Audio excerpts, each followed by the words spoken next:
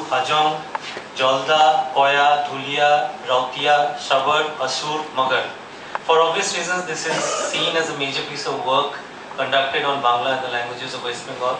Most of the work is carefully done and is more or less inclusive in its approach, although I have found some issues with the major piece on Bangla.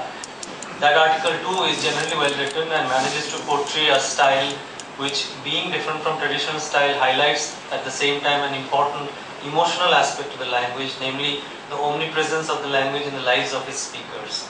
In what follows, I will mainly outline the critical aspects of this volume as a whole and suggest ways to getting around them. First, I will look at the other languages and not Bangla. I will come to that at the end. As for the names of the languages concerned, the English spelling of Dzongkha, D-Z-O-N-G-A-H-A, should be retained and used and not J-O-N-K-A. And Rajbongshi spelling is misspelled. Rajbongshi should be spelled with R-A-J-B-A-N-G-S-H-I. Should be corrected as indicated. I will leave a copy of this behind. Also, in order to maintain consistency, English names of the endangered languages should be given as well. Those 9 endangered languages which are listed here.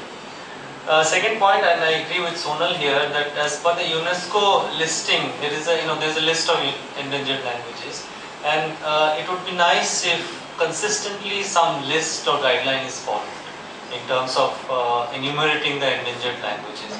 So as per the UNESCO list I checked, there are many of the languages like which are described here, like Lepcha, Birhor, Limbu, Manto, Mundari, Rabha, Sherpa, Tamang and Toto. All of these are also listed as endangered languages, and they are not all from North Bengal. So that list of endangered languages from North Bengal needs to be corrected and expanded if possible.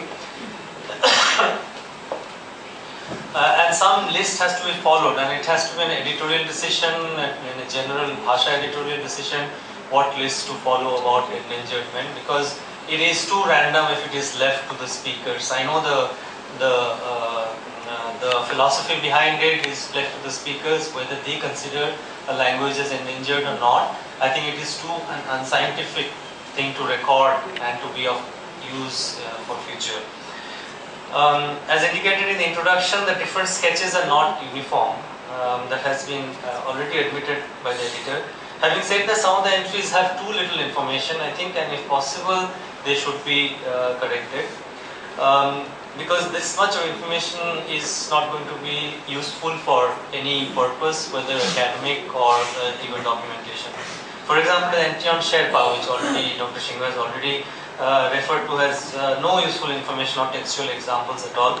The entry on Garo, which again he has pointed out, does not have a section on vocabulary items. The entry on Lepcha has no textual examples in original Lepcha. The entry on Tamang does not have the original version of the story and only a Bangla translation is given. Similarly for the entry on Toto. Some of the languages contain examples in the main text that are not fully translated. For example, Lodha Shabor in the main text, there are certain examples which are not translated. Nepali also has certain excerpts which are not translated.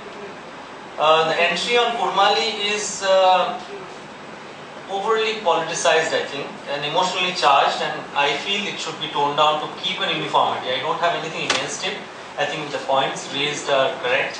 How the speakers have been mistreated as an oppressed class, but it might be true for other communities as well. So to single out just the Kurmali speakers might be a misrepresentation. Although it is somewhat understood that the scheduled languages will have relatively bigger entries, some of the non-scheduled languages entries also have comparatively too much information. So there are two kinds of things. One, some of them have too little information, some of them have too much information. The things which have more information, much of it is either anecdotal or reference from unscientific or emotionally charged sources, and they should be edited. I think this is the editorial decision that has to be taken. Even within the scheduled languages, the history of Boro being some sort of a mother language for Boro, Garo, Mech, Koch, Tripuri, etc. languages is but one of the theories and should be referred to as such. The entry on the same language also includes examples of some common sentences, which is a useful thing to include, but none of the other languages have a similar section. The entry on Boro especially has too much detail on history and culture of the language and must be curtailed judiciously, and the decision is best left to the editors. Similarly, the entry on Nepali has examples of scripts in Devanagari, which is not given for any other languages, because several languages here have been noted to have scripts, but none of those scripts have been included. Also, the phonemic inventory is described in unusual detail, which is disproportionate. Similarly, the list on educational institutions in Darjeeling is quite unnecessary, where a simple consolidated figure would have done the job. Further, the list of published books and journals is avoidable. I also find it somewhat surprising that a distinct Nepali linguistic tradition is considered here to be absent, especially on the face of a vibrant tradition of linguistic description of Nepali for many years through various forums of the Nepali Linguistic Association and through its many fine institutions like Tribhuvan University. There are many well-known linguists who have worked on Nepali, and to say that this does not have a scientific description of the language would be incorrect.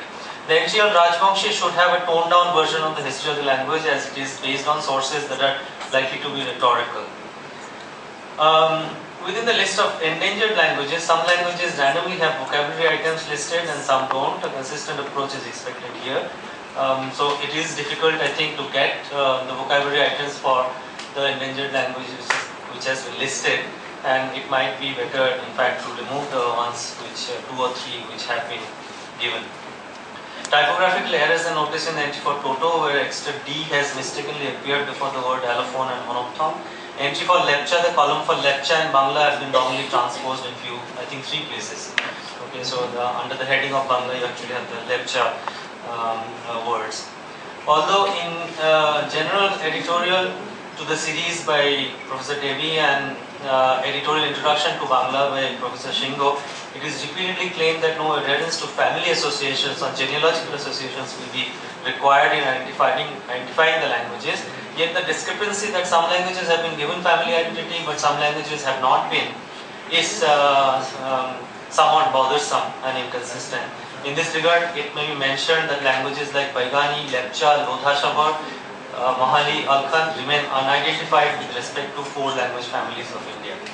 Finally, a word about a general problem that will be noticed in other volumes as well, and Dr. Shingo has already referred to that, namely the issue of the best way to represent the linguistic data. As West Bengal is particularly rich in having language speakers from all the 4 language families in India, representing the linguistic data of the non-Indo-Aryan languages in Bangla and Indo-Aryan language is going to be problematic. This problem will be more noticeable for Tibeto-Burman languages than Dravidian or Austroasiatic, although even on those languages, this problem will be noticed. As a solution, and I have spoken with also Priyanko sitting over there, who is looking after the Assamese thing.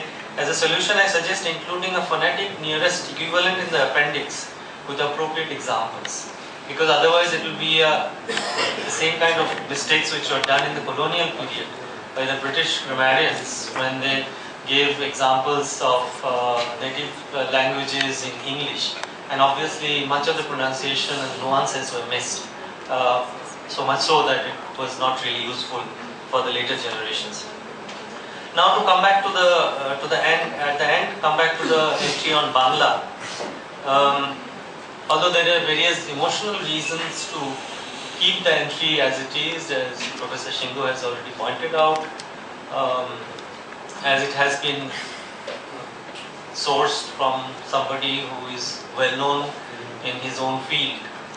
As a reviewer, I feel that I must point out some of the inadequacies where I felt a little editorial reshaping might actually improve the entry.